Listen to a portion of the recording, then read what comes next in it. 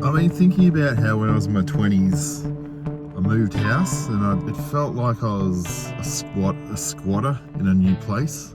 When you move house, it always feels like, where am I? What is this life? I'm just in some life outpost. And I remember to comfort myself at the time in this new place, feeling what is home, I opened an old familiar book and just started reading it. And every time I turned a page, the surroundings felt more like home. Almost the slightly empty of furniture rooms that just echoed started filling up with the sense of home. And it was amazing that an old familiar book could bring that much, just that really warm, beautiful feeling, and imbue a geographical place with a sense of home. And I thought, that's amazing. Books have been like all sorts of things. They can be medicine, they can be home, they can be poison as well. Most books or most art is poison, but the best ones are medicine or home. In my 30s, I'd go to the train tracks, sit by in the dark after work and watch trains go past, but I'd read poetry books as well. And when I looked up from the books, I felt like I'd caught a line to another world.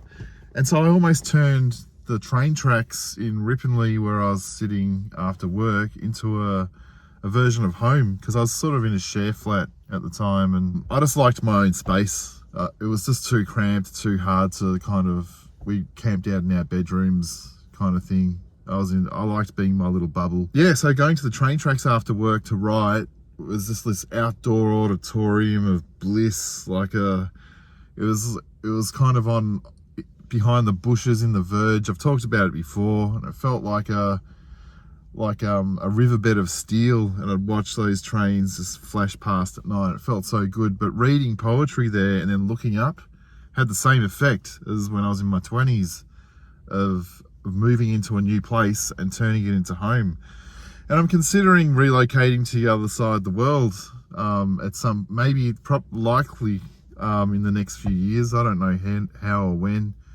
And it kind of scares me. But then I think back to the times where I've just brought my most favorite books and I've read them in places, and I've gone, oh my God, I've turned it into home. And I felt like my words can be home. I feel like wherever we walk, if you have a thought in a place, like in a supermarket car park where I am right now, if I have a thought in a particular place, geographical place, if I walk back through it years later, I've planted that thought and it will come back, and I'll walk over it like a landmine, and it will explode in my head. The same idea that I had years ago, same thought, we kind of plant emotions and stories wherever we go.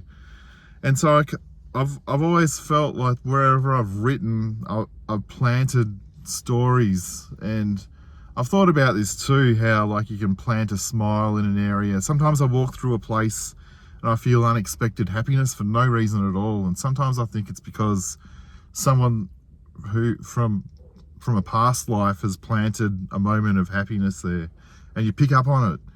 You pick up on those happinesses. So yeah, the idea of just planting stories around and writing myself into my life. No amount of furniture, no amount of beautiful home has ever made me feel like home. It's always a story or a good book that has made me feel like home. And then it makes me think about books by our bedside. Like in dreams, we tell ourselves stories all night.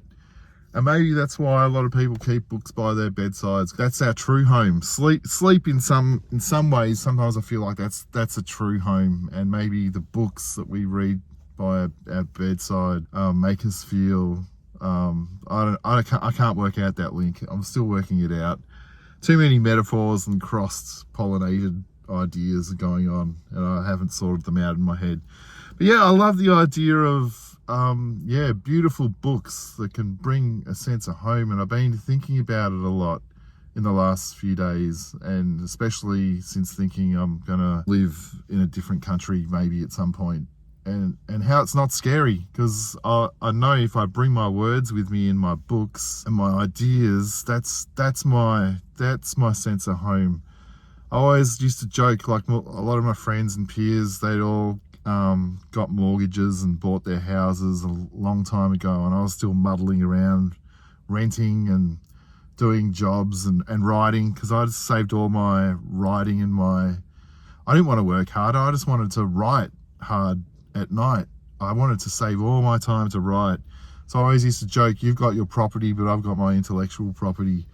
That's what I'm investing in. And yeah, it's weird because I had no money for a long time, and now that those people who are asset rich and I'm asset and money poor, like I'm catching up in a fast way with Mum's book and my other books that are just sold really well in the last few months, just out of the blue. Like, and it's an explosion. There's no linear progress to creative. It operates on another world, another planet. People love incremental progress. I'm saving, but art's more like this. It's kind of flat lines and then it just goes straight up. But people love that predictability of this diagonal, slow thing that goes where you can sort of plan and see where it's going to go. But yeah, I had no idea that I'd ever get my situation would ever go up like that. I was just happy. I was happy, kind of flatlining money wise. Well, I just enjoyed making homes wherever I was with my words. That's all that mattered. So yeah, for the unexpected, life's full of snakes and ladders, and especially as an artist, because when you're playing on the edges, you're not playing in the middle. You're going to get snakes and ladders. I kind of feel like that's where the best stories happen as well. It's where the best ideas happen, on those edges. But yeah, 90% of people play in the middle in life, and for me, that's kind of so fucking boring. And I'm watching The Sopranos again, and Christopher, one of his lines has said, sometimes I just can't fucking handle the regularness of life. You know what I'm saying? That's what he says, and it's like, I love that. It's so simple. I can't fucking handle the regularness of life. And so yeah, I hate the idea of, I've always hated the idea of playing in the middle. And I do it a lot.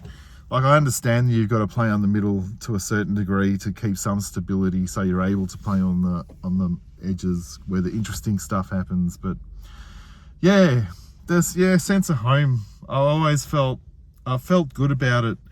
I actually even delivered my first published poetry book through Small University Press to my childhood home. It made sense at the time, and now I know why I did it. I drove past there about 5 years ago when my book came out. 4 years ago, 5 years ago? Fuck, I can't. It feels like a few months ago. It's 5 years ago or some shit. I drove past there and put it in their letterbox with a little note saying, I once lived here in the 1980s. Here's my poetry book, which is a bit odd to do. But now I know why I did it. That was home, where I had beautiful childhood imaginary thoughts, and my first sense of planting home. And my more adult, serious University Press poetry book was my way of creating a sense of home in the late sort of 2010s. And then in the last 5 years, where I've just gone, I feel like I've been working down a mine writing. I feel like I've lived the most boring life the last 5 years by saving up lots of money just to write as hard as I could and see where it led. Yeah, wherever I've planted the most ideas, I'll always have some strange attachment to it. And so yeah, I miss the Ripponlea train tracks that are on the other side of town. And I love having a six-pack there and reading poetry and writing poetry, but it's not something I can just do any day. It'd be a massive cab fare back to the other side of town where I live. Yeah. Anyway, if you'd like to leave a review on Spotify or Apple, or comment on YouTube or wherever you're listening to this, that'd be great.